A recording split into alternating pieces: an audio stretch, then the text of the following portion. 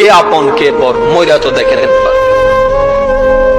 কবরে নিয়ে যাওয়ার মানুষগুলা একটাও দুশমন ছিল না, সবগুলা আপন মানুষটাই নিয়ে যাচ্ছে কবরে। আমি চিৎকার দিয়ে আওয়াজ দিয়ে বললাম, ভাই তোরা তো জানিস আমি কবরে থাকতে পারি না, তোরা তো জানিস আমি অন্ধকারে শুইতে পারি না, তারপরও আমার জন্য কবরটা খুঁড়ে দিলি। খাটের নিচে যখন চোখ দিয়ে তাকালাম, ইমানদার ভাই মনের কান দিয়ে শুনুন, খাটের নিচ দিয়ে যখন চোখ দিয়ে তাকালাম, মনে মনে ভাবলাম হয়তো শত্রুরাই কবরের দিকে নিয়ে যাচ্ছে।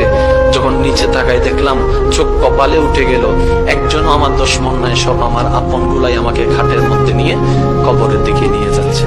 কে আপন কে আপন প্রশ্ন করতে থাকুন নিজেকে, কে আপন কে আপন। উত্তর আপনি পাবেন না, উত্তর আপনি পাবেন না। এবার কবরের মধ্যে চলে গেল। গভীর মনোযোগ। প্রস্তুত আছেন তো? প্রস্তুত আছেন তো? ইনশাআল্লাহ প্রস্তুত আছেন?